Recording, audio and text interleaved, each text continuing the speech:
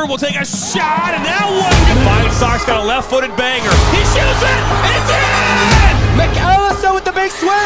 Terminates out of the right. Now Carnival will put it back in for Baccarat, and that goes in. Benjamin Daniels gets the carry and bounces it out to the right side. He's inside the 12.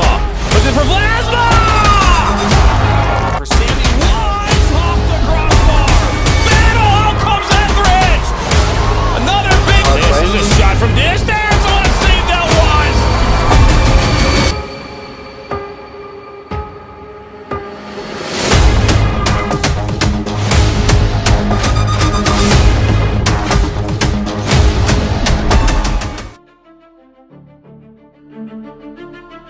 Hello, everybody, and welcome here into our MSN studios in Shelby Township, Michigan, the premier sports center, the place to be here for all things soccer here for MSN. Jonathan Turner, excited to have you along here on this Wednesday, February the 7th. It's been a couple weeks since I've been back on, and I'm excited to be here. It's been kind of one of those interesting times here for me, as some personal things happening. I'll get into that here a little bit later in this show. I had a chance to travel out to Irvine, California this past week for the UPSL National Finals, where I broadcasted 4 games this weekend, and we'll talk about that during the show here today. Longtime head coach Eric Pogue is out at Oak University. We don't know why, but it is news nonetheless. This past week, they announced where the FIFA World Cup Finals will take place here in 2026. And obviously some of the schedules as far as where the first game will be, all that taking place here was mentioned here, obviously earlier this weekend. And I'll talk about, this personal journey that I'm now on and some new normal. So we'll get into that here this morning.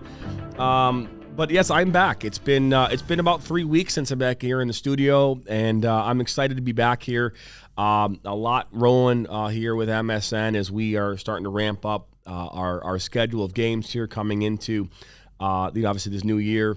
We want to thank our sponsors. Obviously, our sponsors down at the bottom of your screen. Some new ones will be announced here in the coming weeks. We're also live on Instagram right now, Facebook, Twitter, as well here as YouTube. This will be available obviously after the fact as well. So your first time stopping by, hit that subscribe button and like this, share this with your friends and family. And so, hey, the Super Bowl is coming up this weekend. I was out in California. I was not too far from SoFi Stadium, Irvine, California, about 45 miles outside of downtown LA, where the Grammys took place this past weekend. I had a chance to drive through LA. I've only been to California twice now. The first time was last year. And then when I went out to Catalina Island, and then this year when I went out to Championship Stadium in Irvine, California. I got to tell you, really impressed with Championship Stadium. It's a really impressive place. It's a full FIFA regulated pitch, grass, and it's got 4,000 seats. Orange County of the USL Championship plays in that league, and it's a really cool place. It's got, I think there's 24 total soccer fields at the complex, indoor hockey arenas. They've also got a bunch of baseball fields. And then off in the distance, you got these mountains that are just, picturesque. It just makes a really cool landscape, cool place to be able to play a soccer game. I was there for 4 of them. In California right now, historic rain coming through, as if you weren't already aware of that. They've gotten pummeled with rain, flooding everywhere, mudslides. It actually rained Wednesday night into Thursday morning, and then there's basically the pitch was covered in water. When we arrived on Friday morning, there was talk of these games not taking place at all on Friday, and then ultimately they let the day kind of go on. The fields kind of dry up enough where they could get these games in. And so on Friday night, the Columbus Crew Academy, which is the third team of the MLS Cup winning Columbus Crew, took on St. Louis City SC, which is a brand new MLS side of its own. Their academy sides played against each other in that first semifinal on Friday night. St. Louis coming away with a 2-1 victory. They actually scored a goal late in not extra time, in stoppage time. I think it was like the 4th minute of stoppage time. 7 minutes was given, and they scored that goal and went on to win that game, and then ultimately they fell short in the national championship 2-1 to a team in Chiriaco SC, which is a newcomer to the UPSL. They've only been in the league for 2 years. And they found a way, a gritty performance. These guys are extremely talented. Our Chiriaco SC, a lot of the players coming from former MLS sides, professional level teams. It's interesting because we talked about it a lot during the broadcast, and it was something that was given. Victor Garcia, the head coach of Chiriaco FC, had mentioned that the struggle that he had as a program was, and I apologize, I because of this new medication I'm on, and I'll talk about that in a second. I have to take these lozenges to kind of help with some of the side effects. But what I was going to say is that he had talked about the struggle of being able to train together as a team. So this team does not train together. I want you to think about that for a second, ladies and gentlemen. Like, you have a soccer team that has made its way all the way to a national championship game, and they don't have the ability to train together as a team. And it held true because even during warm-ups, we were watching St. Louis City warm up, and we noticed that, Chiriaco was not on the field until about 20 minutes prior to the start of that game. So they weren't necessarily interested, in the warm-up side of this, and they found a way to win. It was a really good game on Saturday night. And Chiriaco FC is your 2023 fall UPSL national champions. The Columbus Crew, who fell to St. Louis in that first game on Friday, played the loser of the Chiriaco 4-0 SC game on Friday night. The 4-0, who has been to the national championships 3 times and won it 2 previous times that they were there. They fell short on their own and against Chiriaco, and then they fell to Columbus Crew in the 3rd place game. So Columbus Crew is the 3rd place team finisher in the UPSL fall season. So you had St. Louis, Columbus, and Chiriaco in that top 3 for this fall season. So 2 MLS sides along with this really, really good Chiriaco side from Coachella, which is just outside San Diego. Now, the talk during this week was interesting because you've got these MLS sides, and when I had a chance to talk with both Kelvin Jones from Columbus Crew and Luis Swisher from St. Louis City, the team is made up of your academy players, right? So when you think of academy in this country, if you're a soccer fan, you understand what academy means. Academy means that these players are typically, in most cases, 16, 17, 18, 19 years old. They're part of the 3rd team of these MLS teams, right? They're the 3rd team, the 2nd team, and then they go the 1st team, as you all know what that is, right?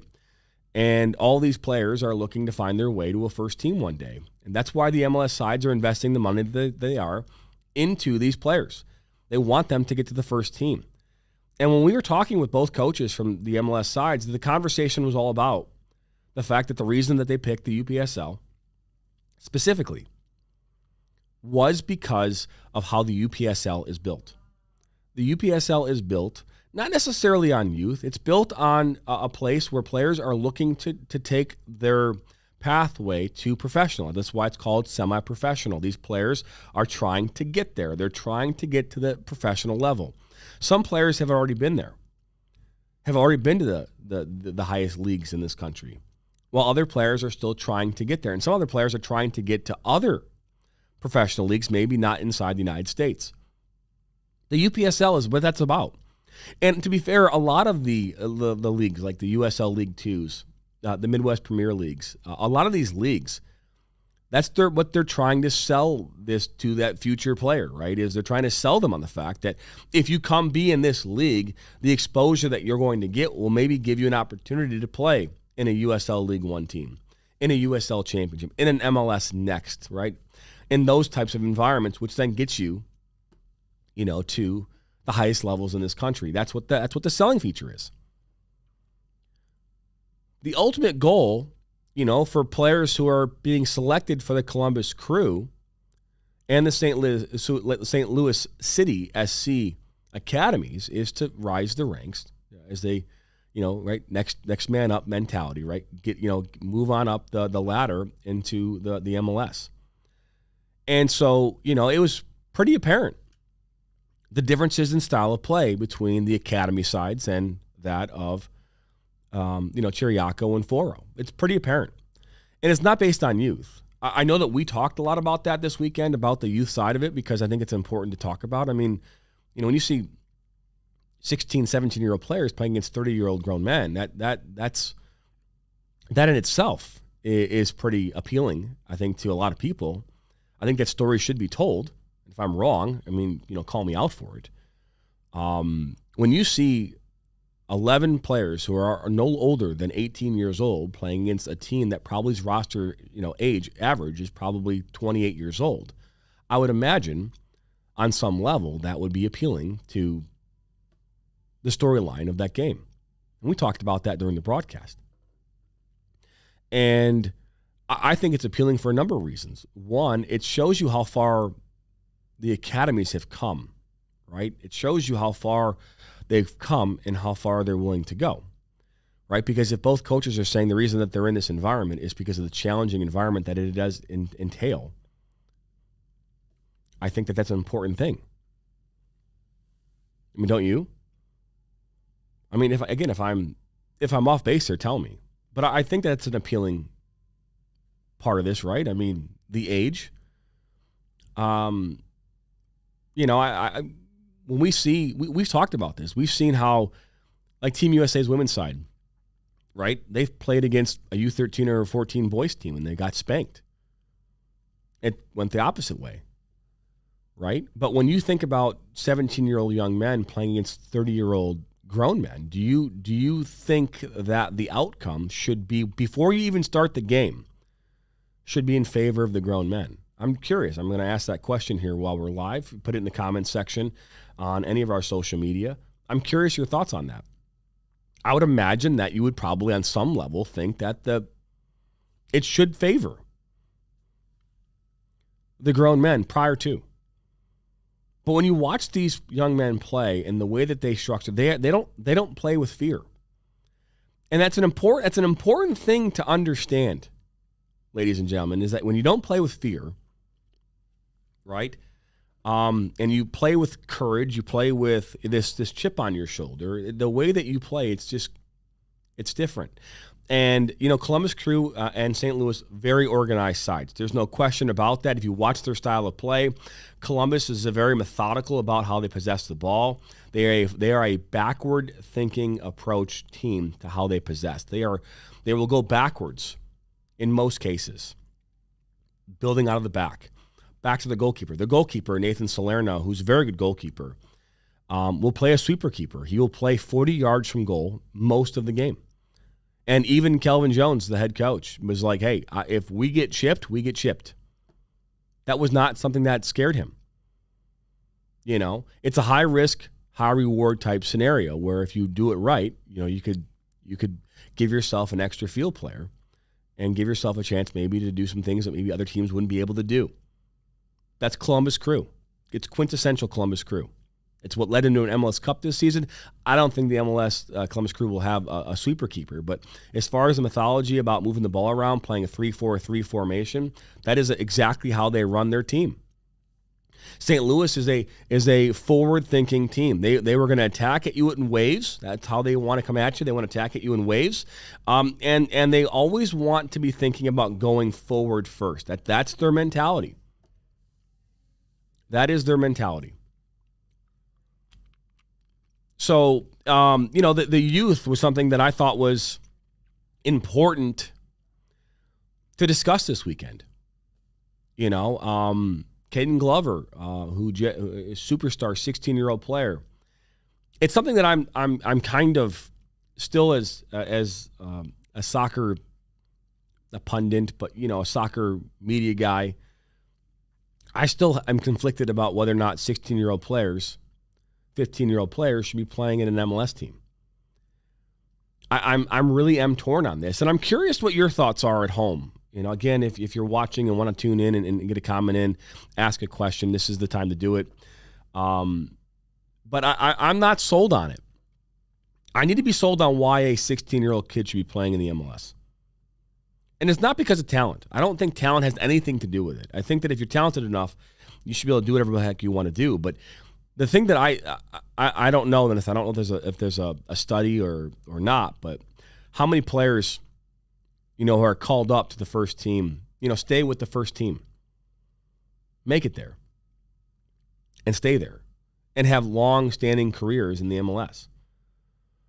I just think that if you're going to get to this level, the highest level in this country, which the MLS is, if you're going to get there, the goal is to stay there. It's not enough to make it to the major leagues. It's, there's how many players make it to the majors, make a debut, are there for a few weeks, and they never come back. Why? Because they couldn't sustain their momentum. They couldn't find a way to continue to play at the high level needed in that league. The rejection of it, right? You get up there, you've worked your butt, 16 years old to get here. Now you're there. When you are sent back down, how do you deal with it? How do you take it? How do you handle it?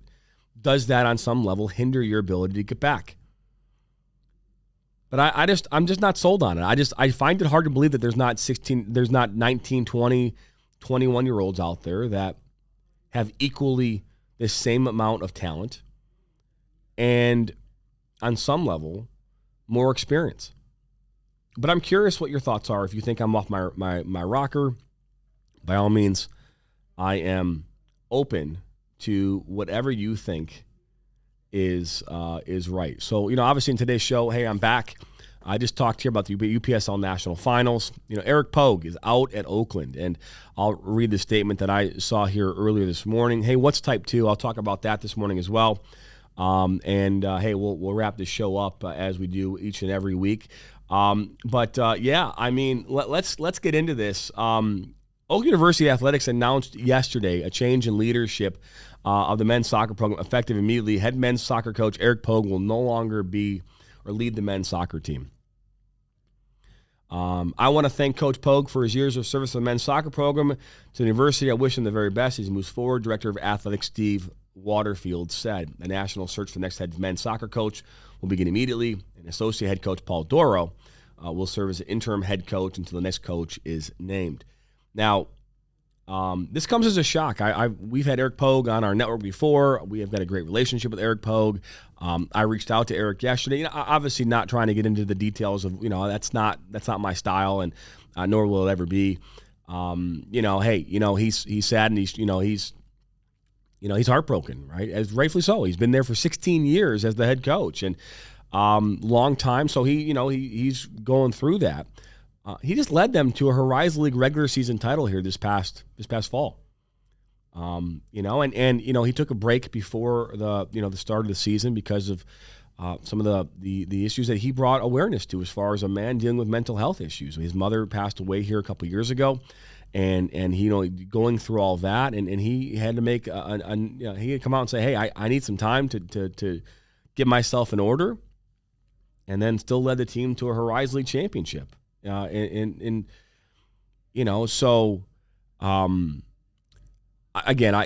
you don't know the details, and I'm sure at some point in time details will come out. It's kind of a shocking announcement that he's no longer with the program, and again, because Eric has been a huge supporter of our network and our platform, and obviously, hopefully it'll be okay. 22 years of the program. He won 6 conference championships, including 3 in the Horizon League. So just had a great career there, led camps and whatnot. So Eric Pogue, no longer a coach at Oakland University. Paul Doro, who is the Flint City Bucks head coach, will be the interim head coach in the meantime. And it wouldn't surprise me if they ended up offering him that gig. Paul Doro is a great coach. I think he has all the tangibles that you want and the intangibles that you would want as a head coach at a university like Oakland University. And, So I think that he has all those things, and hopefully he'll be given a fair crack at it. But he's a coach that I think would do a fantastic job in that role. And, we'll have to wait and see. But starting now, there'll be a new head coach at Oak University for the first time in over 16 years. Let's talk here for a second about, we do this a lot.